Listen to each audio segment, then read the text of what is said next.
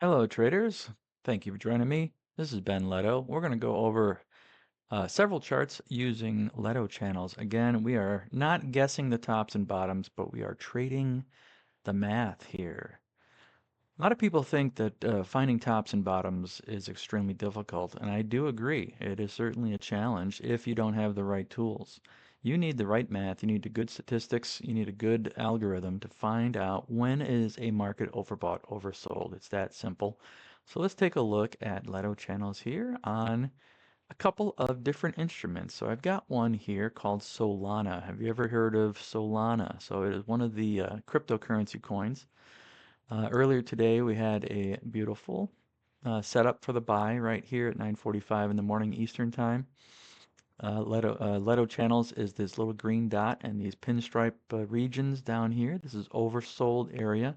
Certainly, we hit oversold, and the only actual valid, well, one of the valid buy signals is this green background stripe.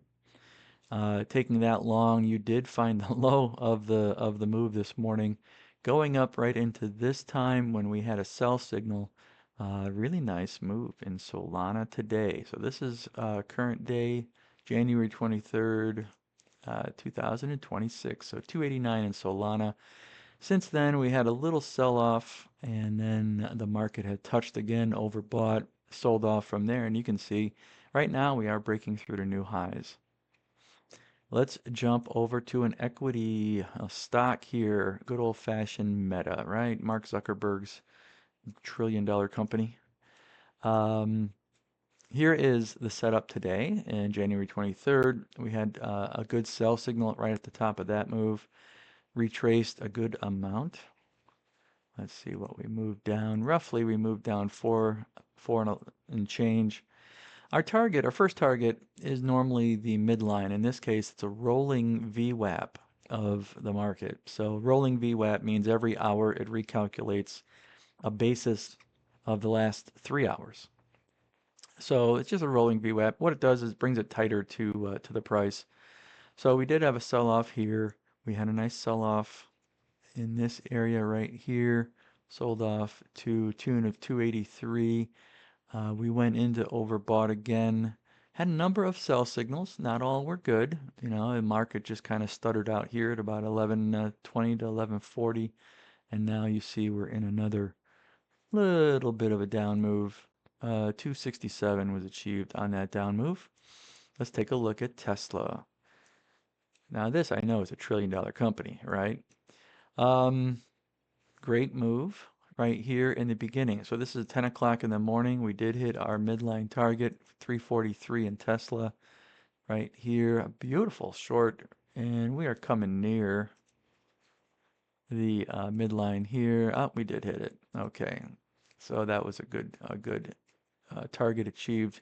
Two targets in Tesla. There we go. Love that chart. Let's take a look here now. Apple is just a great setup in the morning. Good setup, I should say. These weren't so good. We did hit a stop out. Uh, Really, I would consider this one a stop out. This is also two stops here today. We did catch this guy right here. This would have been a great trade. First trade to be the midline. So if you would have held on for more than that, certainly possible. Could have pulled in $1.90.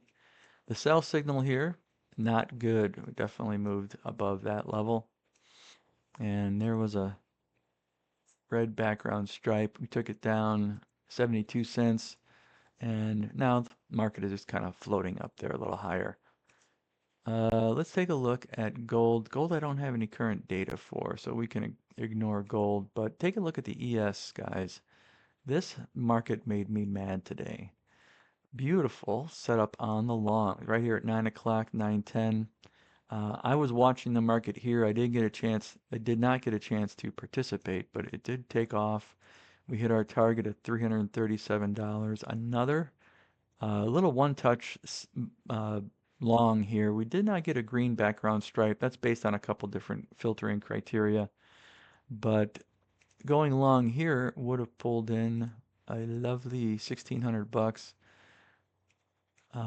Going short here was probably, well, it would have been a stop out if you took a really tight stop, which I always advocate. But if you went to the stop of the red SLU line, this is a SLU stop loss upper line, you probably just got stopped or maybe not. Going short from either of these uh, would have gotten you at least that much. Almost came back up to overbought, but not too bad. Two trades over $2,000, almost 2,200. Okay, let's move right along. YM, not going much on the YM. Did have a setup here early in the day. Just look at that little razor buy here, razor touch on that line. You would have pulled in 230 early in the morning at about 7:35. This was a stop out unless you did a trailing break-even stop. Sure. This is a stop out right here. So the YM had two or three stop outs, one winner and two losers in the YM. Last market we're going to look at right here, one of my favorites is live cattle. Who doesn't like a good steak, right? Find out how much your steak prices are going to be. So there was a buy signal here, just barely maybe hit there, $100 touch. Here was a buy signal with the green background stripe. I would have considered that a stop out, but you're only losing. The risk here is very minor, 120 on that trade. This is a great long. Look at that. You go long right here. If you write it to the other channel side, you've got a $600 to the upside. Otherwise, your early exit got you 330. These short signals were a failure. You see, actually, I went short here. Uh, I went short actually right on that signal, right there. Whoops. There was my short. I was hoping for this line. It immediately went in the money. It did fail me, and I got stopped out at the upper line. Quite a move upward, though. Look at that. We are way above the overbought channel. All right, trader friends, God bless you. I've got a little summary for you. That was the day today, on January 23rd.